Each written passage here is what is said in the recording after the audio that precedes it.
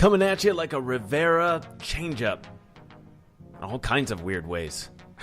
Hey, that's topical for a reason. We'll talk about that. But it is another episode 202 of Average Sports with the average guys, Eric and Ty. What's happening, Eric? Not much, man. Excited to be here for another week. I can't wait to get started. We got a lot of stuff you know to what we're talk not talking about? No, what are we not talking about? We're not talking about the super obvious pass interference non-call Rams versus Saints. Oh, my God. Yeah, moving on. It was so obvious that we can't talk about it. Now forget it. Well, let's move on then. You know what is happening, though, that's worth watching is the Lax Open going down in Switzerland. Actually, it just ended. Real quick on some congrats going out to Chloe Kim, Scotty James winning half pipe for men's and women's. Very nice. We're checking out LAAX. That's a place in Switzerland, guys. Open.com, yeah. Well, hey, we had to educate ourselves a little bit, too. I'm looking at some of these shots. Like, where is this? It looks awesome.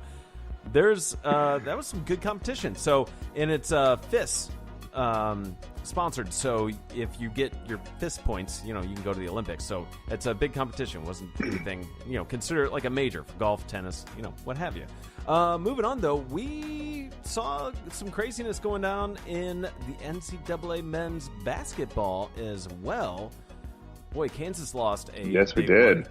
Dropped a game against West Virginia, who was also struggling, but now Kansas down to number 9. Yeah, Kansas drops to number 9, and the game that I wanted to talk about also took place on Saturday. Zion Williams drops 27 and helps Duke top number 4 UVA. So that Duke UVA matchup was incredible, and Zion Williamson in particular was fantastic. Let's get into something that actually was just announced today as we recorded this. What is it, January 22nd? MLB announces their Hall of Fame class. Some big names going in there, and that's why I'd mentioned Rivera. Got to give a shout out to that guy. He's in. I mean, was there ever a chance that he wasn't? Well, no, there was never a chance that he wasn't, because he's the first ever unanimous Hall of Fame pick inductee ever.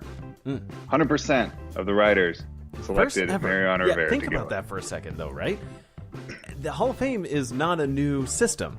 It's been around a little bit, right? And to be the first one to make a unanimous vote, good for him. That's pretty cool stuff. Who else is in this class? Looks like Roy Halladay, Edgar Martinez, Mike Mussina. Miss any other big names? Those are the big names that I'm looking. Yeah, and they're all big names if you make the Hall of Fame, of course. Yeah.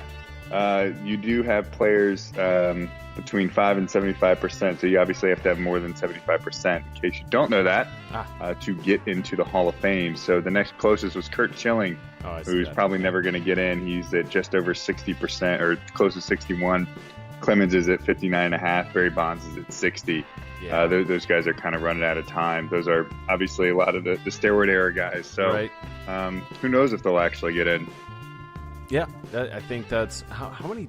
I'm throwing all kinds of questions to you, Eric. I mean, clearly I need to go do my homework. What's the cap? How many years? Because I see some of these guys, like Edgar Martinez, it's his 10th year on the ballot. I think that's all they have. I want to say that's true, 10 too. 10 years. I'm looking at it right now. So Fred McGriff is that on that for list. He was at 39.8% of the votes, and looks like he's missing out on that. Unfortunate for him. But Clemens, you're not wrong. Larry Walker in there, and Barry Bonds, they're all at 7th or 9th. Larry Walker is his 9th year. Those guys, they carry that stigma of some, unfortunate years, some of the dark years in baseball. When you and I were kids and collecting baseball cards, they were collecting PEDs. That's maybe why you're not going to get in the Hall of Fame. Yep, that's it. Yep. Yeah, there's plenty of people that dropped off the list this year too. Just some notable names that people probably remember: Lance Berkman, Miguel Tejada, Roy Oswalt, Polanco. He's dropping off as well too. And then those are ones that won't be on the list anymore because they have reached their final year of eligibility. So interesting. And another name is actually surprising to me, Sammy Sosa. is on there. He still wound up with Yeah, 8.5%. Sammy Sosa, 8.5%. Yeah, you and I are looking at the same list clearly. Yeah, I guess so. Scott Rowland, Todd Helton. Yeah, Helton, I think, deserves a chance. Although it shows what I'm looking at is it's his first year, so he may get some more votes down the line. He at least is a Hall of Fame Rocky, no doubt. Yes, he should be for the Rockies. National Hall of Fame, maybe. We'll have to see. A lot of times people don't get in on their first year in particular in baseball, so none of these people are in their first year except for Mariano Rivera. Yeah, I was going to say, unless your name is Mariano Rivera. Good. Maybe night. Roy Halladay might be in his first year too. I'm not sure. Yeah, but I know Mike Mussina isn't, and I know Ken Griffey Jr. isn't. Yeah. Well, either way, all big names, and a congrats to that class of 2019. You know who's coming out in 2020 though? Who is probably, let's be honest, get in the first year is Derek Jeter. So I wouldn't be surprised there either. So yeah, I wonder Yankees, if he'll be unanimous just like his teammate. Yeah, that would be something. Now that has been broken.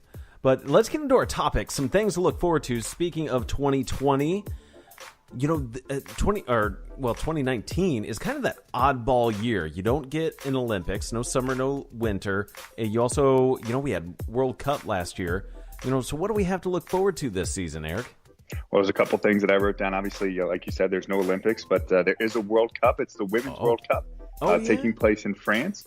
Considering that probably all of our listeners, except for one of our friends that we know lives overseas that listens to us, everyone's here in the States, and the United States is going to be a top-ranked team going into that World Cup. I'm interested to see how the landscape in Major League Baseball changes when Manny Machado and Bryce Harper finally go ahead and sign somewhere. A couple of things I'm looking forward to. Cleveland Browns 2019 season. I'm carrying that in to next year. Don't forget how bad I beat you down with that bet this year. Yeah, they got 6 wins? Yeah, good for them. Yeah. Tiger Woods had a resurgence last year. Finally coming back. You call that a resurgence? Going to be legit? Yeah. I call it media hype. Media hype. He had a decent season. He had a decent performance. Okay. He didn't win any major tournaments, but he still performed decently well. Are we going to see round 5 of Clemson, Alabama? I think we are. And then so that's nothing to look forward to. Then you're just being a bummer. I don't know. I wish I could look forward to someone beating Alabama or Clemson, but I don't think that's a possibility. No, but one thing I actually am looking forward to is to see how the sports betting landscape changes. I agree. We had a topic on this earlier this season or season 1, and we talked about sports betting and the changes that it's going to bring to the landscape of money in the sports culture and the sports business environment, and how that will impact what players get paid, what teams make, and what leagues get paid off of that, because they're going to want to take their cut off of the sports bet too. How does legislation continue to evolve? Not necessarily at the national level, because they've already taken care of that. I'm sure they will add some extra stuff, but really specifically at the state level, and how the leagues get involved with that, and what they want to take off the top. So I'm interested to see how 2019 evolves with that. So that's one thing. That's a good list, Eric, and I like it. I'm very curious and been looking forward to as well how the sports betting is going to take a hold in the industry. Since it's going to happen regardless, it'd be nice to see it kind of in a more controlled setting where you can feel comfortable and just go ahead and place a bet and know you're dealing with reputable outfits, I guess, is what I'm trying to say there. So, good list, though, with Women's World Cup. Absolutely. USA's got to win at soccer somewhere. For me, though, part of the list is going to include MLS. That season's about to start, so just want to give a shout-out to that. It's nice to see that having a growing popularity over here in the U.S. But the NBA and NHL, keep an eye on those 2 leagues going into the spring. There are some teams still sitting at the top that are just not your usual suspects. I think we're going to see some fun playoffs where some teams that you're not always accustomed to seeing are going to be appearing, and which I think is going to then make for a lot of fun and a dynamic kind of season for NBA, hockey and basketball. Last year, though, we saw a 16 seed upset a 1 seed, Eric, in the big tournament, NCAA. Yes, we did. Can that happen again? No. Okay, fine. No. Fine. All right. Still something I'm going to look forward to at least watching. Those 15-2s and 1-16s now have a little bit more entertainment value to them, I think. There were no perfect games last year. In fact, not since 2012 in MLB. I want to keep an eye out for some more no-hitters and maybe that perfect game. It's been, 6 years now, or going on 7 years that we haven't seen a perfect game. And actually in 2012, I think that was the year where we had 3 of them. And all of MLB history, we have had 299 no-hitters. I want to see that 300 happen in 2019. So those are some things I have to look forward to. Excellent. I like your list, and I love the parity that you're calling out there for NBA and NHL. I think there's more parity in the NHL than there is in the NBA, just based on the style of play and what goes on in those leagues. But sure. I'm looking forward to that parity as well. So now we move on to a big who you got here. That's right. Let's Super bring it Sunday's back. Coming bring up. it back to early 2019, the first real major sporting event that's going to take place. Of course, Super Bowl. One of the teams, is perennial. No big surprise, kind of like Alabama or Clemson now. But New England, the Rams, who I got. Can I go first on this, Eric? Is that okay? You can go first. I'm going to just go ahead and I'm going to go with it. And I'm going to say Patriots. I think they're going to do it. Yeah, okay.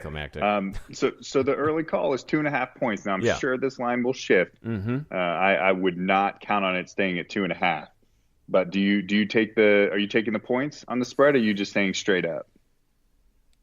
Ooh, yeah, because I think New England could absolutely win by a field goal. That is absolutely what I could see, like a 34-31 kind of game. Okay. I'm going to take the Rams. Good. I'm going to take the Rams. I think we can maybe have a side bet here. Right. And not only do I have them taking it versus the spread, I have them straight up winning out. That is a bet I am so comfortable with taking, Eric, because it's I'm a sure win-win you are, for me. because Tom Brady, you can't bet against Tom Brady. I mean, Right. How often does that ever work out for people? And I want to see them lose. So if they do, it's a win-win. All right. Classic good situation for me. One of my favorite call-outs I saw on Wikipedia that they changed the AFC Championship to a team that gets to play against the Patriots. Yeah, that's what it's not wrong. It's not. Last 8 years they've been in it. So crazy. Moving right into our lightning standings now for this episode. And today we are going to feature the NHL as they are approaching, they might have 1 or 2 games by the time we're recording this before their All-Star break. So we're really right at that halfway point. So giving you an update on where the teams are and maybe little projections there at the end. So Eric, you got the East. Break down for us. Yeah, I'm going to go ahead and take the East here. So we're going to do it just by little difference, different divisions there. So in the Atlantic, you have Tampa at 76 points, Toronto way behind them, 16 points back, and they're in second place, believe it or not, at 60 points. Boston and Montreal both have 59.